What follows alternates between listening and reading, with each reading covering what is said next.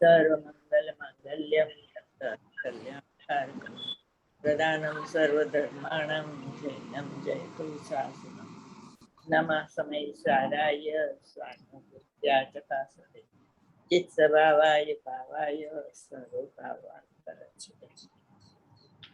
આ ઓલા ભાઈ કે ને કે આ બધા પચખાણ લેવડાવી લઈને આ કરીને તે કરીને છેલ્લી ઘડી એવું કે ને બધા તો કે બિલકુલ એવા રવાડે નથી કરાવો જાણનારો જણાય છે એવું.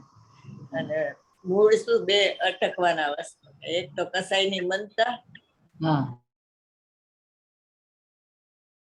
લક્ષ્ય સ્વાધ્યાય કરેલ એકદમ ઉગાડ વધી જાય એટલે આ બે અટકવાના અવસ્થા એ બે થી ભિન્ન ભગવાન આત્મા છે. અને પછી ત્યાં જતા એમ કે અટકી જાય છે, રોકી દે. ફોન ઉપરનું રેકોર્ડિંગ છે ને એટલે સાંભળવામાં જરા તકલીફ થાય છે, પણ સંભળાય છે તો વાંધો નથી આવતો. કારણ કે ફોન આ બે ફોન છે ને એમાં એ ટાઈમે તો હવે તો શું કે ફોન ઉપર સીધું રેકોર્ડિંગ થઈ જાય, આ દર્શન કરી આપે છે એવી રીતે, પણ પહેલા એવું તો નહોતું થતું ને. એટલે જરાક એમાં ઓલા ખરખર અવાજ આવે ને જરાક એવું છે, પણ એમ સંભળાય છે, એવું નથી કે નથી સંભળાય. ખ્યાલ આવી જાય. હા, ખ્યાલ આવી જાય.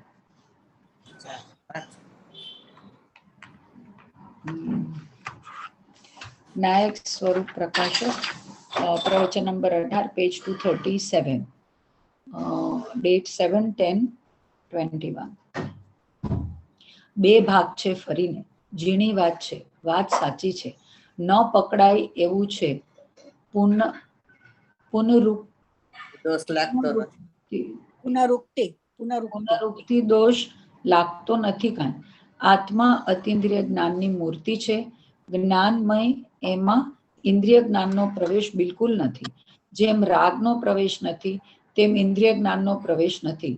અતિન્દ્રિય જ્ઞાનથી વિપરીત એવું જે માનસિક જ્ઞાન વિપરીત છે, કર્મજન્ય છે, આત્મજન્ય નથી. એમ દરેક જીવને, અજ્ઞાની પ્રાણીને પણ ઉપયોગ પ્રગટ થાય છે.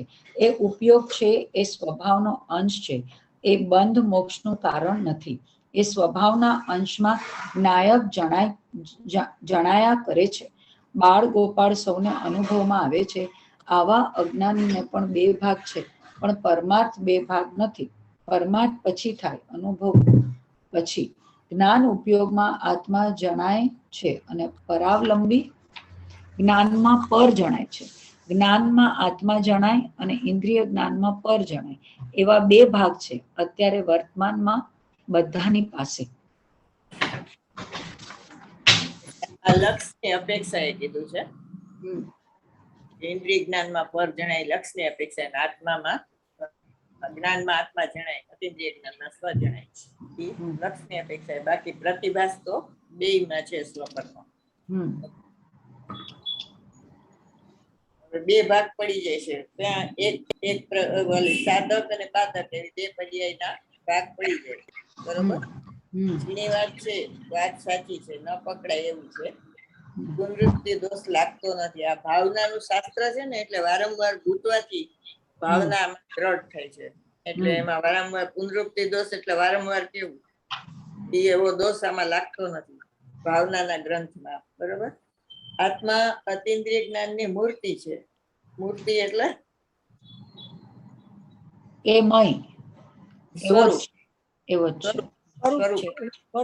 ઇન્દ્રિય જ્ઞાન એનું સ્વરૂપ છે. મૂર્તિ છે જ્ઞાનમય, એમાં ઇન્દ્રિય જ્ઞાનનો પ્રવેશ બિલકુલ નથી. આ વાત ક્યાં આવે છે?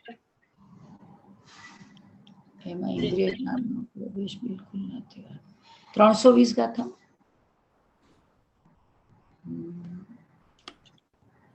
ઇન્દ્રિય જ્ઞાનની વાત આવે છે એમાં. તો એમ કે છે ને, કરતો નથી પણ જાણે છે.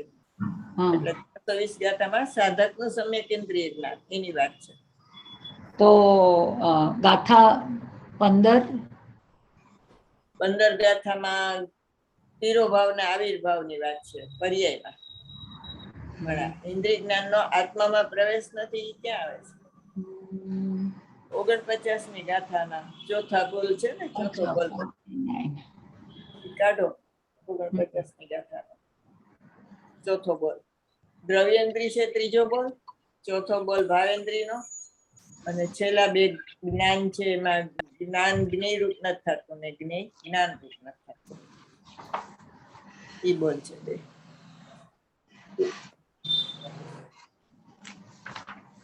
અરસ નો બોલ કાઢો પેલો જ, 6 બોલ છે ને પેલા. હા. હવે શિષ્ય પૂછે છે કે એ અધ્યવસાન આદિ ભાવો છે તે જીવ નથી, તો તે એક ટંકોત્કીર્ણ પરમાર્થ સ્વરૂપ જીવ કેવો છે, તેનું લક્ષણ શું છે? એ પ્રશ્નનો ઉત્તર કહે છે, જીવ ચેતના ગુણ શબ્દ રસરૂપ ગંધ વ્યક્તિ વિહીન છે, નિર્દિષ્ટ નહીં સંસ્થાન જીવનું ગ્રહણ લિંગ થકી નહીં. ગાથા. હા, કેટલા બોલ આવ્યા? શબ્દ રસ રૂપ ગંધ વ્યક્ત એટલે ઈ 1 2 3 4 5, અને નિર્દિષ્ટ અને સંસ્થાન એટલે 7, અને પછી લિંગ એટલે 8. 8 થયા. હા, ભૂલ છે ગણવામાં. તો શબ્દ રસ રૂપ ગંધ અને વ્યક્તિ વિહીન એટલે અવ્યક્ત ને. તો શબ્દ 1, રસ રૂપ 2, રસ 2, રૂપ 3, ગંધ 4 અને અવ્યક્ત 5, પછી નિર્દિષ્ટ 6, સંસ્થાન 7, અને ગ્રહણ લિંગ થકી નહીં તો લિંગ 8. ઈ તો ગણ્યું ને તમે? અલિંગ ગ્રહણ તો ગણ્યું? લિંગ નથી ગણ્યું, છેલ્લું આવે છે ને લિંગ તો. હા, એટલે અલિંગ ગ્રહણ અનિર્દિષ્ટ અને અલિંગ ગ્રહણ બે જ છે ને છેલ્લામાં. સંસ્થાન છે ને, નિર્દિષ્ટ નહીં સંસ્થાન જીવનું. જો રૂપ, હા, શબ્દ રસ રૂપ ગંધ અને અવ્યક્ત એ 5 થઈ ગયા. છે ને આમાં તો. અને નિર્દિષ્ટ નહીં સંસ્થાન, તો નિર્દિષ્ટ અને સંસ્થાન એક જ. અનિર્દિષ્ટ સંસ્થાન એક જ. હા, તો પછી એને 2 ગણ્યા ને મેં. હા, એટલે 7. એટલે 7, અને લિંગ અલિંગ ગ્રહણ એટલે ના 6 એટલે 7, અલિંગ ગ્રહણ 7. અને ચેતના ગુણ પેલું શરૂઆતમાં પેલું ચેતના ઈ અસ્થિથી છે, આ બધા નાસ્તિથી છે. હા, પણ ટીકામાં 9 આવે છે. કયું બાકી રહી ગયું તું? તો 9મું આવ્યું. તો પછી સંસ્થાન એક જ બાકી રહ્યું. ના, ટીકામાં વધારે એક આવે છે 9. આ તો 8 બોલ છે ને ટીકામાં 9 આવે છે. કયો બોલ રહી ગયો? ટીકામાં ગાથા જોઈને કયો બોલ રહી ગયો? પછી ટીકા જુઓ. જીવ ચેતના ગુણ 1 કીધો તમે, પછી શબ્દ કીધો, રસ કીધો, રૂપ ગંધ અવ્યક્ત, નિર્દિષ્ટ સંસ્થાન તો તમે સાથે કીધું એટલે 7, અને અલિંગ ગ્રહણ 8. કયો રહી ગયો? એક નો રહી ગયો.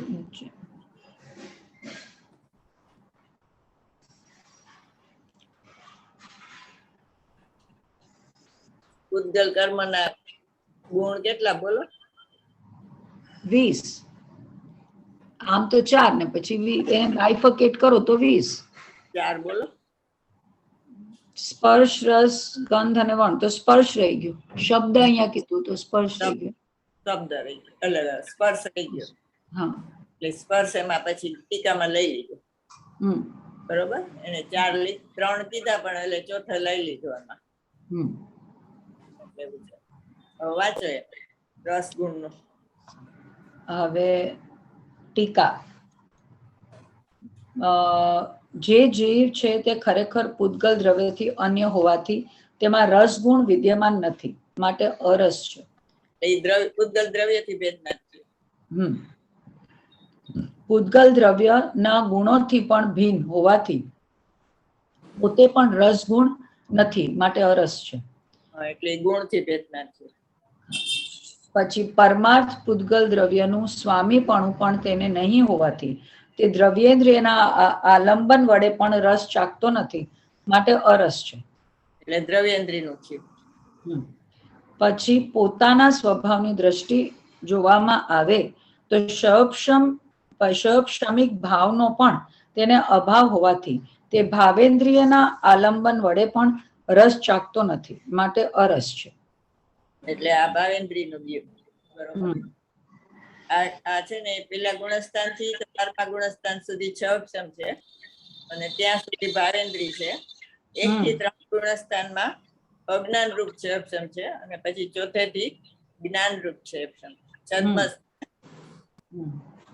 બધા કહેવાય, જ્ઞાની છદ્મસ્ત અને અજ્ઞાની છદ્મસ્ત, બરોબર. 12 ગુણસ્થાન સુધીમાં એટલે ભાવેન્દ્રી નો એમાં અભાવ છે, બરોબર. અને ચોથા અને 5મામાં અતિન્દ્રિય જ્ઞાનની વાત છે. 5મા અને 6માં વાંચી જાઓ. પછી સકલ વિશેષોમાં સાધારણ એવા એક જ સંવેદન પરિણામ રૂપ તેનો સ્વભાવ હોવાથી તે કેવળ એક રસ વેદના પરિણામને પામીને રસ ચાખતો નથી, માટે અરસ છે. એટલે એના જ્ઞાનમાં બધું પ્રતિભાસે છે, બરોબર. એટલે એક રસને જુદો પાડીને નથી જોતો, એટલે એ અરસ છે. અને છઠ્ઠો બોલ. અને તેને સમસ્ત જ્ઞેયોનું જ્ઞાન થાય છે, પરંતુ સકલ જ્ઞેયનાયકના તાદાત્મ્યનો એકરૂપ થવાનો નિષેધ હોવાથી રસના જ્ઞાન રૂપે પરિણમતા છતાં પણ પોતે રસ રૂપે પરિણમતો નથી, માટે અરસ છે. એટલે શું? રસના જ્ઞાન રૂપે પરિણમતો છતાં પોતે રસ રૂપે નથી પરિણમતો, એટલે શું?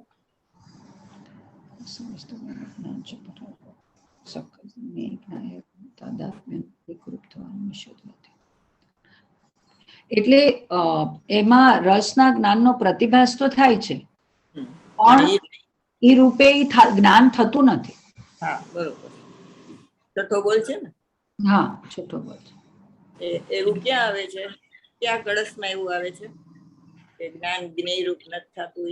એ ઓલા ક્ષાર, ઓલું ખારું ચાખ્યું પણ એ ખારું નથી, એવું કે પછી અગ્નિ ઓલી ચાંદની ને ભૂમિ વાળું? 216. જ્ઞાન જ્ઞેય રૂપ નથી થતું અને જ્ઞાન જ્ઞેય જ્ઞાન રૂપ નથી થતું. એમ ચાંદની ભૂમિ રૂપ નથી થતી અને ભૂમિ ચાંદની રૂપ નથી થતી.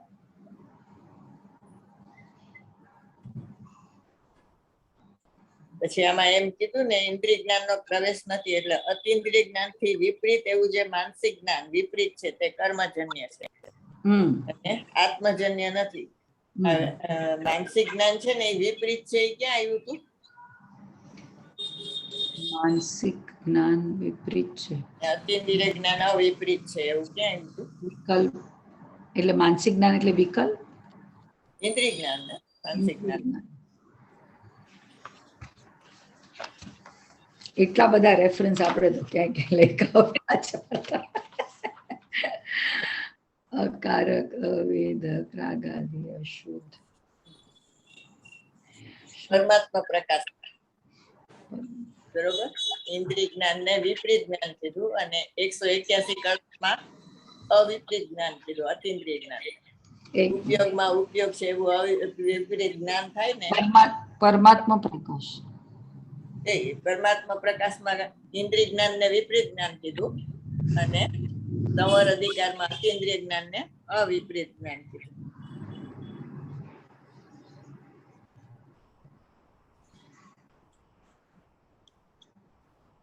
ઇન્દ્રિય જ્ઞાન છે ને એ કર્મકૃત છે, આત્મકૃત નથી, બરોબર. સંવર અધિકારમાં 181 ગાથા છે ને, ઉપયોગમાં ઉપયોગ છે એવું અવિપરીત જ્ઞાન થાય તો શુદ્ધોપયોગ થાય. હા, એટલે એમાં શેને અવિપરીત કીધું? અતિન્દ્રિય જ્ઞાન ને. અતિન્દ્રિય જ્ઞાન ને.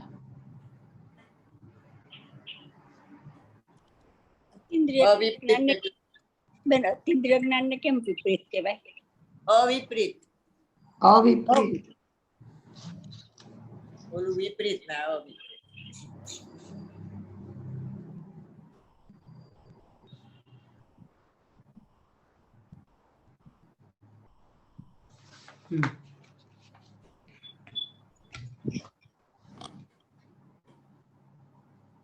પછી એક ઉપયોગ લક્ષણ નો આધાર આપ્યો આમાં.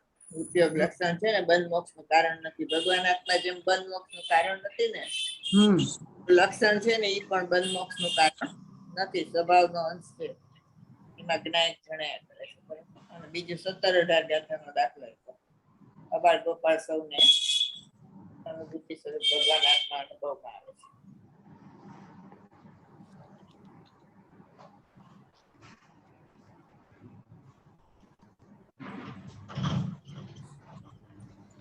અંતર્મુખ જ્ઞાન ને બહિર્મુખ જ્ઞાન એવા બે ભાગ પડી જાય સાધકને. બરોબર, સાધક ને બાધક દશા, સંવર, નિદ્રા ને આશ્રવ બંધ. એક જ પર્યાયના ચારિત્રમાં 4 ભેદ પડે ને આ જ્ઞાનમાં 2 ભેદ પડે. બરોબર, ચાલો વાંચો. એ રીતે જીવ ખરેખર પૂતગલ દ્રવ્યથી અન્ય હોવાથી તેમાં રૂપ ગુણ વિદ્યમાન નથી, માટે અરૂપ છે. પૂતગલ દ્રવ્યના ગુણોથી પણ એ નથી વાંચ્યો, એ તો બધા સરખા છે. આ વાંચો, આ વાંચો. હવે પાછું ઓરિજિનલ. હા, 2, 3, 8 એ બધા બોલ એક સરખા જ છે. પછી એના બધામાં જુદું જુદું લઈ લો. અવ્યક્ત ને અનિર્દિષ્ટ ના બોલમાં અને અલિંગ્રણ ના બોલ જુદો, એમાં જ્ઞાન નો, ચેતના નો. બાકી સ્પર્શ, રસ, ગંધ, વર્ણમાં બધા શબ્દમાં બધા એક સરખા. શબ્દમાં એટલું પર્યાય લેવાની, ખાલી ગુણ નથી શબ્દ. એ 9 બોલ આવ્યા અને એના ભેદ કરો તો કેટલા થાય? 42 ભેદ છે. 9 × 6 હે 6 6 6 એટલે 6 6 36. 4 પાછા 6 અવ્યક્ત ના એટલે 36 ને 6 કેટલા થયા? 6 36 and 6 42. હે 42 36 ને 6 42. 36 ને 6 42 થયા ને, એવી રીતે. ઇન્દ્રિય જ્ઞાનમાં સ્વ ન જણાય અને સ્પર્શ, ગંધ, વર્ણ અને શબ્દ અને અવ્યક્ત ના એટલે 6 6 36 થયા. અને પછી એમાં 4 ઓલા ઉમેરવાના, અનિર્દિષ્ટ સંસ્થાના એટલે 40 થયા. અનિર્દિષ્ટ અને અલિંગ્રહણ એના 40 અને ઓલો અલિંગ્રહણ નો 41 અને એક ચેતના ગુણ એટલે 42 થયા. જેમ ઓલામાં 29 બોલ નો ઉકરડો છે ને, એમાં 42 બોલ. એક અસ્થિનો અને બાકીના નાસ્તિના. બરોબર, 41 બોલ નાસ્તિના. નાસ્તિ થી આત્માનું સ્વરૂપ દેખાડે છે કે અરસ છે, અગન છે, અરૂપ છે એમ. અને એની પેલા 8 માન્યતા એવી વિરુદ્ધ. બરોબર, એ 8 માન્યતા એમાં નથી ભગવાન આત્મા. 39 થી 43 માં 8 માન્યતા આવે છે ગાથામાં. બરોબર, અને 44 માં એનું સમાધાન છે. 45 43 માં એનો દાખલો છે. ઓલો રાજા જાય છે ને તો એમ કેવાય લશ્કર સહિત તો રાજા નીકળો એમ કેવાય, પણ આખું લશ્કર ઈ રાજા નથી. એવી રીતના વ્યવહારના બધા લશ્કર છે તો એમ કેવાય કે જીવ છે, પણ ખરેખર જીવ નથી. જીવ તો જ્ઞાન સ્વરૂપ છે. પછી 49મી ગાથામાં પૂછે છે કે એવો ટંકોત તીર્ણ એક ભગવાન આત્મા કેવો છે. એના માટે આ ગાથા છે ને નીવ જેવી છે, સમયસરની નીવ. અને બધા પરમાગમોમાં છે પાછી, યાદ રાખવા. ઇન્દ્રિય જ્ઞાનમાં સ્વ ન જણાય અને આત્મજ્ઞાનમાં પર નથી જણાતું. અત્યારે પણ અજ્ઞાન અવસ્થા વખતે પણ ઇન્દ્રિય જ્ઞાન પરને પ્રસિદ્ધ કરે છે અને આત્માનો ઉપયોગ આત્માને પ્રસિદ્ધ કરે છે. એ ઉપયોગમાં આ બે વસ્તુ છે ખરી, પણ એને ભેદ જ્ઞાન નથી એમાં. બરોબર, એ જ્ઞાન ને ઇન્દ્રિય જ્ઞાનમાં ભેદ જ્ઞાન કરે ને તો સ્પષ્ટ 2 ભાગ જુદા થઈ જાય. એક અંતર્મુખ જ્ઞાન થઈ જાય ને એક બહિર્મુખ જ્ઞાન થઈ જાય. એ ઉપયોગમાં પરોક્ષ અનુભૂતિ થયા કરે છે. પ્રત્યક્ષ અનુભૂતિ થાય તો 2 ભાગ યથાર્થ પડી જાય છે. જો ઉપયોગમાં આત્મા ન જણાતો હોત તો કોઈને અનુભવ ન થાત, અને ઇન્દ્રિય જ્ઞાનમાં આત્મા જણાતો હોત તો ઇન્દ્રિય જ્ઞાન હેય ન હોત, જડ ન કહેવાત, ચેતન કહેવાત. આહા, ઇન્દ્રિય જ્ઞાન આત્માને જણાતું નથી અને જાણતું નથી, અને આત્માનો ઉપયોગ ઇન્દ્રિય જ્ઞાનના વિષયને જાણતો નથી. એટલે ઇન્દ્રિય જ્ઞાનનો વિષય એટલે પર. બરોબર, દ્રવ્યેન્દ્રિય, ભાવેન્દ્રિય અને એના વિષયો, એનાથી ભિન્ન ભગવાન આત્મા છે. એટલે અહીંયા આવ્યું ને, એ બેન વયા ગયા. ટોટલ વયા ગયા. હા, એકદમ બ્લેન્ક જ. એને છે ને એનું ઓલું વયું ગયું હશે, ચાર્જ.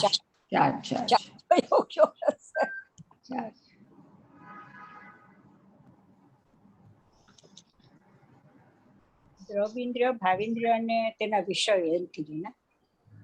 હા,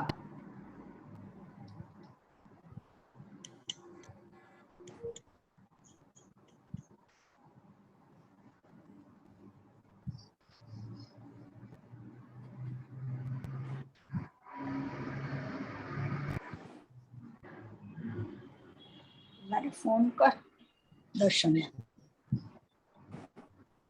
દર્શન તો નીકળી ગયો હશે. જે ફોન ઉપર જ કરવું પડશે. આપણે હું કહું છું બેનને કે બેન નો થાય તો વાંધો નહીં, આપણે ફોન ઉપર કરી લે, કારણ કે બેન થી કઈ ચાલુ થવાનું નથી. એ છે ને એમને ધ્યાન નથી નહીં રહેતું કે ચાર્જ વયો ગયો છે. કોડિંગ બંધ કરી દે થોડી વાર. હા